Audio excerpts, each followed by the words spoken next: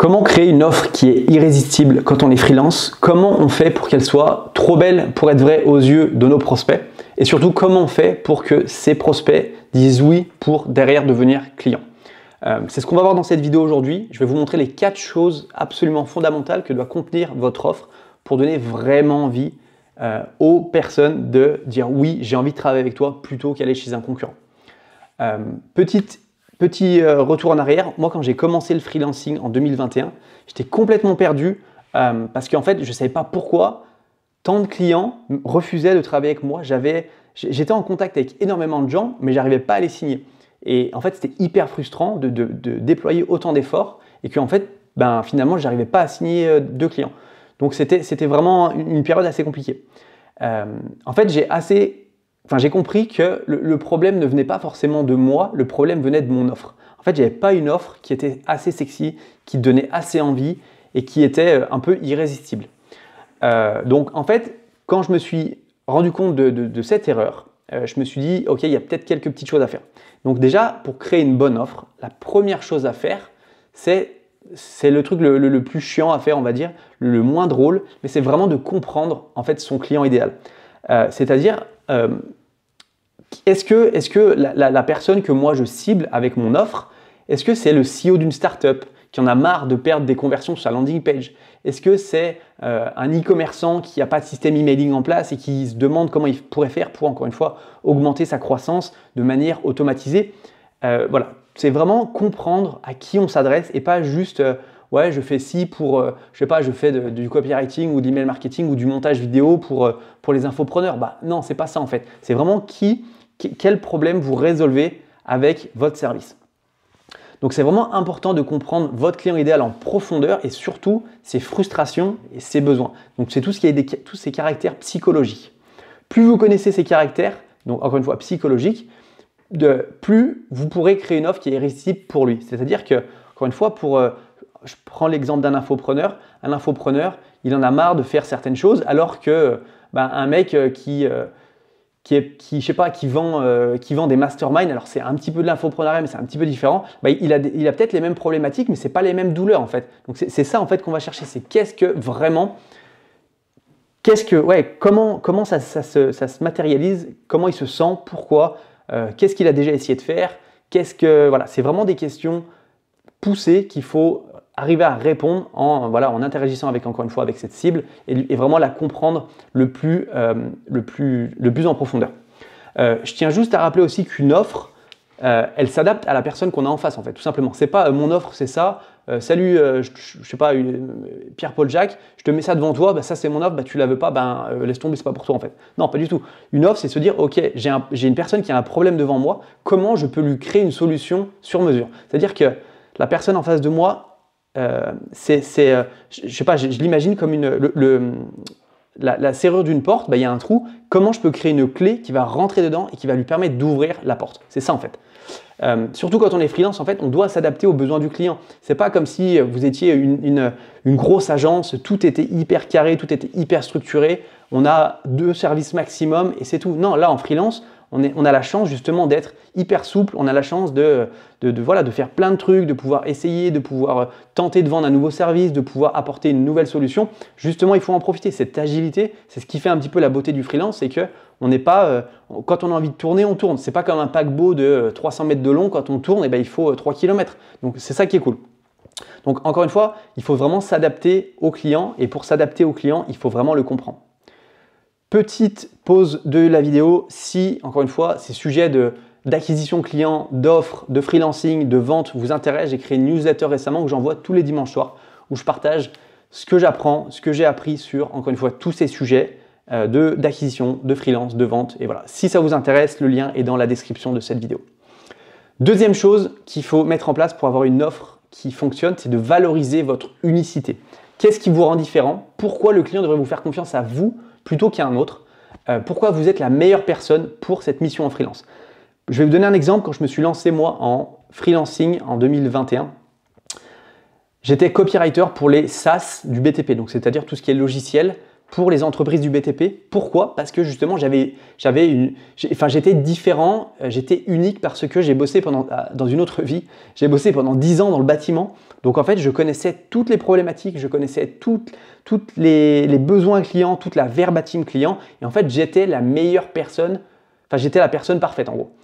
Et donc encore une fois, mon client idéal, c'est une serrure de porte. Et ben moi, j'arrivais avec la bonne clé pour ouvrir cette porte. Donc, je valorisais encore une fois mon unicité et c'était ce qui me rendait unique.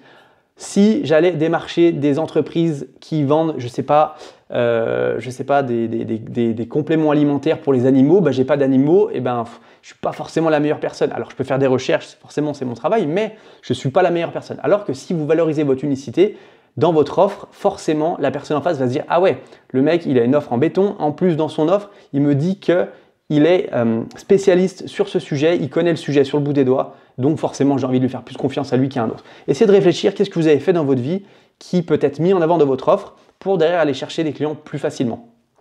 Donc ça c'est la deuxième chose. Ensuite la troisième chose, c'est de structurer cette offre. Et donc pour la structurer, pour structurer ce problème, vous devez vous poser 4 questions. La première question c'est le résultat rêvé. En quoi mon offre va-t-elle améliorer la vie de mon client idéal?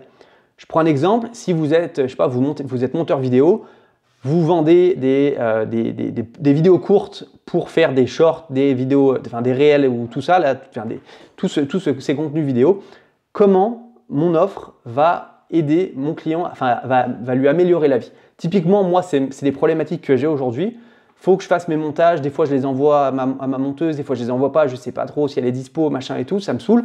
Ben justement, s'il y a une personne qui vient me voir qui me dit, tu sais quoi, t'occupes de rien, je te fais tes scripts, je te fais ton montage, je m'occupe de tout, tu t'occupes de rien. Et bien là, direct, le mec, je dis, bah vas-y, franchement, viens, on le fait.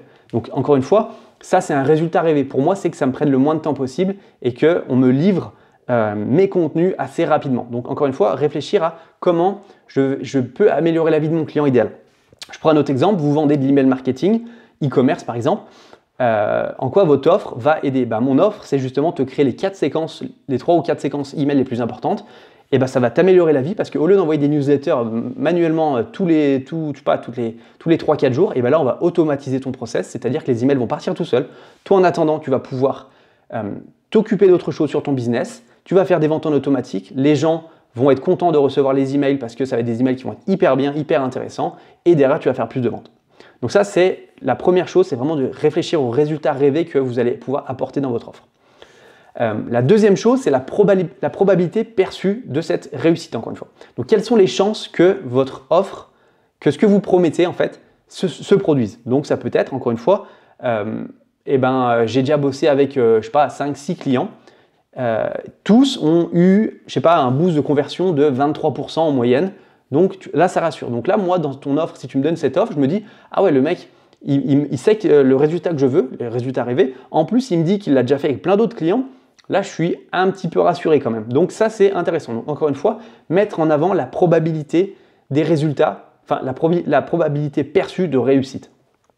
Troisième chose, c'est le délai. Donc ça, c'est hyper important et je trouve qu'il y a énormément de freelances qui passent à côté. C'est combien de temps ça va prendre pour que cette offre fonctionne. Pendant combien de temps je vais avoir besoin d'attendre avant que j'ai des résultats.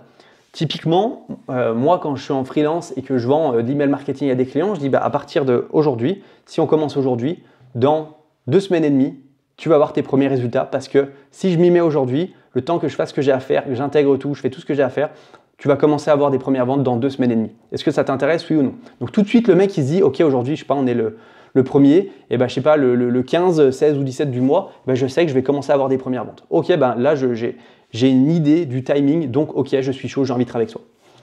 La quatrième chose que votre offre doit comporter, c'est l'effort et le sacrifice, c'est-à-dire quel travail ça va demander de la part de mon client. C'est-à-dire, est-ce que moi je dois faire quelque chose, est-ce que le client doit faire quelque chose, oui ou non?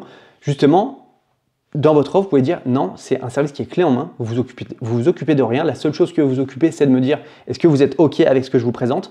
À la limite, il y a des relectures à faire ou il y a des checks. Si vous faites de la vidéo, il faut regarder la vidéo, est-ce qu'elle vous plaît, machin. Mais je veux dire, normalement, ça va vous prendre sur la durée du projet de 2 semaines, par exemple. J'ai besoin de vous peut-être 1 heure dans ces 2 semaines. C'est tout ce que j'ai besoin. Donc, ça va vous prendre typiquement quasiment pas de temps. Donc, encore une fois, là, on arrive à se projeter et se dire, ok, ben, finalement, ouais, c'est pas mal parce que j'ai quasiment rien besoin de faire et je vais avoir les résultats rêvés. Donc, encore une fois, ce que je disais tout à l'heure, moi, si une personne vient me voir et qui me dit, tu t'occupes de rien, je te fais tes scripts, je te monte tes vidéos, je fais tout, tu n'as rien à faire, tu as juste à regarder les vidéos si elles te plaisent ou non, bah, peut-être que je vais quand même y réfléchir. Donc voilà, le rôle, c'est d'augmenter la valeur perçue du résultat rêvé et de la probabilité perçue de réussite et de baisser le délai et l'effort de sacrifice. Donc ça, c'est un petit peu l'équation d'Alex Hormozi, c'est ce qu'il explique. Encore une fois, je vais donner un exemple parce que je pense que c'est toujours intéressant. Ouais, ça j'en ai parlé au niveau des séquences email, mais la probabilité perçue, encore une fois, c'est comment, voilà, j'ai bossé avec tant de personnes, j'ai de la bouteille, je sais ce que je fais, c'est ok, fais-moi confiance, ça va bien se passer. En gros, c'est ça.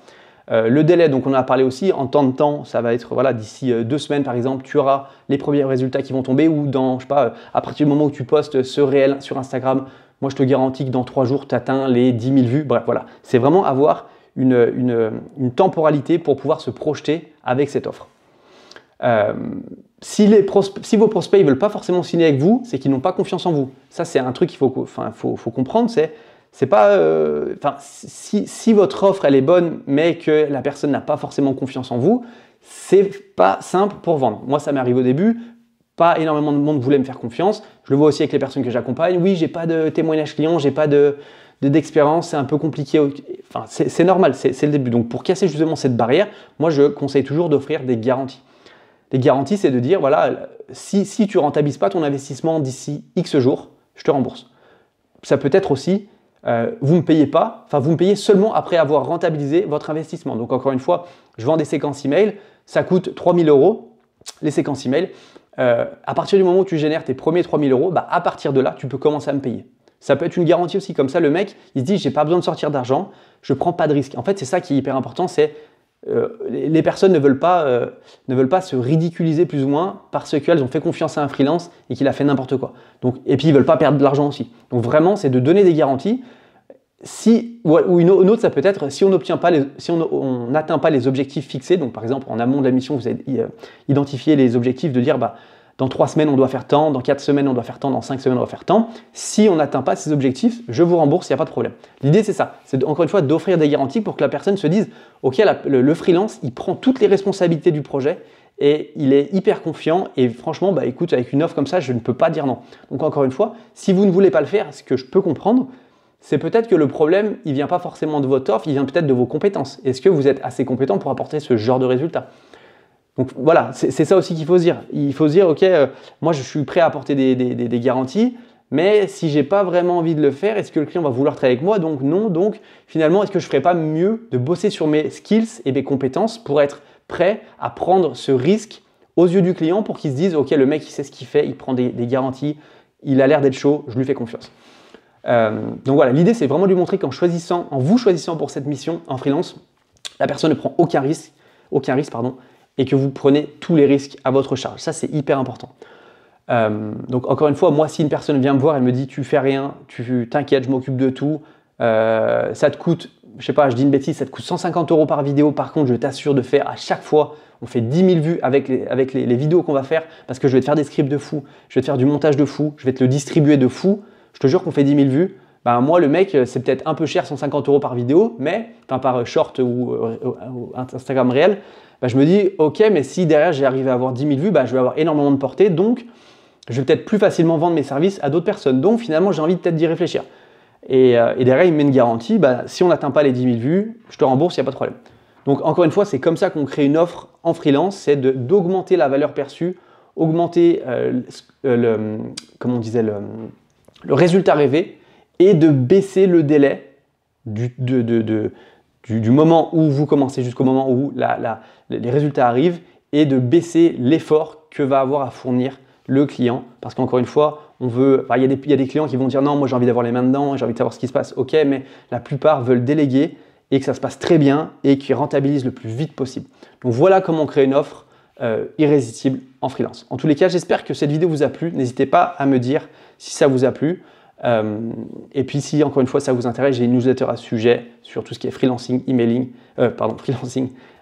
acquisition client et vente, et le lien est dans la description de cette vidéo. Ciao!